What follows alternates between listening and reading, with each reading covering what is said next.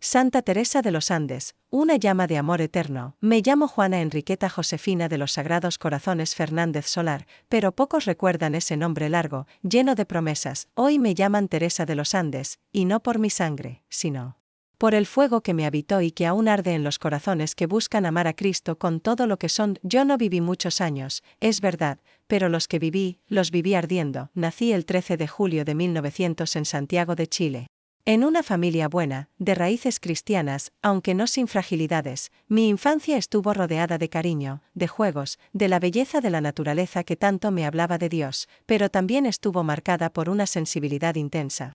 A veces dolorosa. Desde pequeña sentí que había algo más allá de todo lo visible. A veces me bastaba con mirar una flor, un atardecer o el crucifijo de mi mesita de noche para que las lágrimas vinieran sin aviso. Fui una niña normal, sí.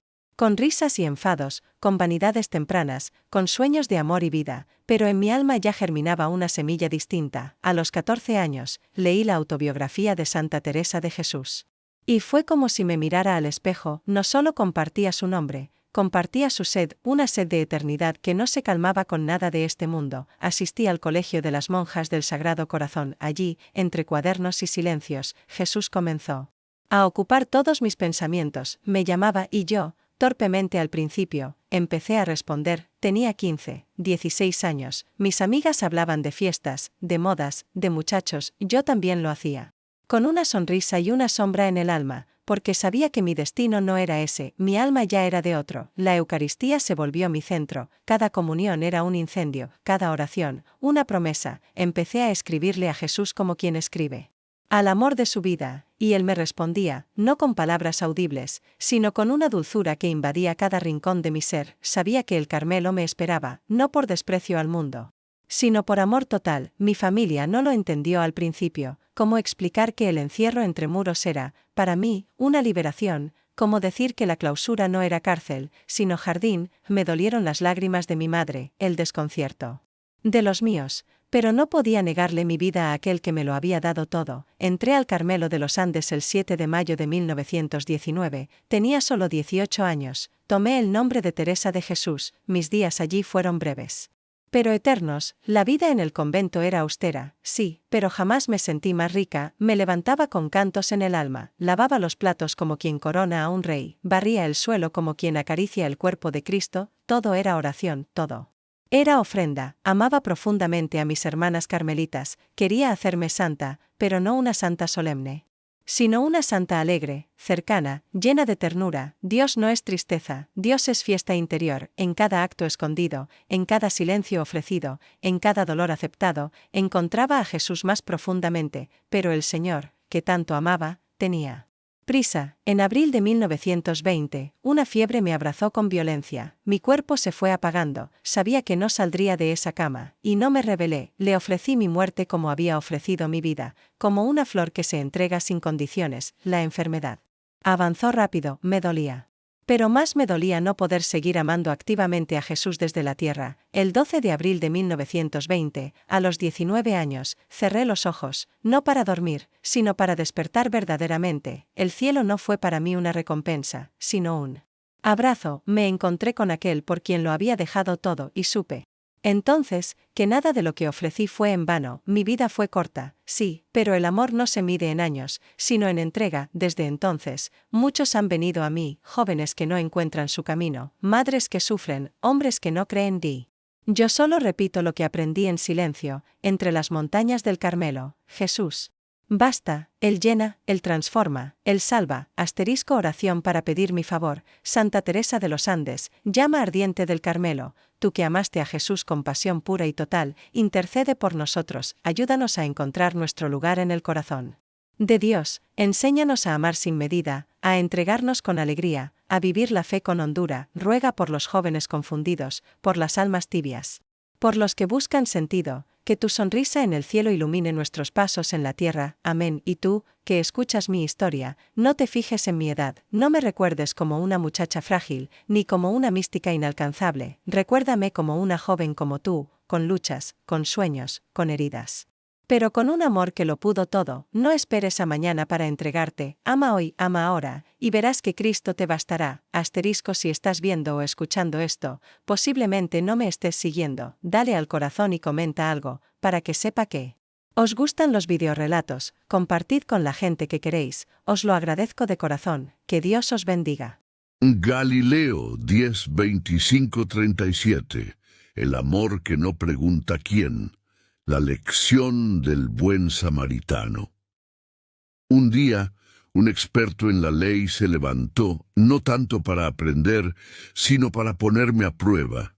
Su pregunta, sin embargo, sigue siendo la más urgente de todas. Maestro, ¿qué debo hacer para heredar la vida eterna? Y como suele pasar con las preguntas que importan, la respuesta ya estaba dentro de él. Amarás al Señor tu Dios y a tu prójimo como a ti mismo. Bien respondido, le dije. Ahora solo falta vivirlo. Pero entonces vino lo que delata nuestros corazones. ¿Y quién es mi prójimo? La pregunta no era inocente. No buscaba ampliar el amor, sino reducirlo. Definir al prójimo como quien me resulta cómodo, predecible, parecido. Y por eso conté una historia. Un hombre bajaba de Jerusalén a Jericó, una ruta peligrosa, y cayó en manos de ladrones. Lo golpearon, lo desnudaron, lo dejaron medio muerto. Primero pasó un sacerdote, lo vio, lo evitó. Luego un levita, lo vio, lo esquivó. Ambos con túnicas religiosas, ambos con corazones sellados, pero vino un samaritano, uno que no tenía la teología correcta, pero sí el corazón de Dios. No preguntó quién era el herido, ni qué hacía por ese camino. No buscó justificarse. Con Leili se detuvo, se acercó, lo tocó, lo curó, lo cargó, pagó por él y prometió volver. Al terminar, hice una pregunta simple. ¿Quién fue el prójimo del herido? Y aquel experto en la ley, quizá con voz baja, murmuró, el que tuvo compasión. Entonces le dije, ve y haz tú lo mismo. ¿Qué significa esto? Significa que el prójimo no es una categoría, sino una acción. No es una definición legal, sino una decisión existencial. El prójimo no es quien se parece a ti, sino aquel hacia quien tú te haces próximo. Es el desconocido herido, es el migrante que incomoda, es el rostro caído que interrumpe tu agenda, es el que no entra en tus esquemas, pero sí en el corazón de Dios. Y también significa esto, que la ortodoxia sin misericordia es ruido, que se puede pasar junto a un altar todos los días y no conocer el amor, que el reino se manifiesta más en las vendas de un samaritano que en los libros de un levita.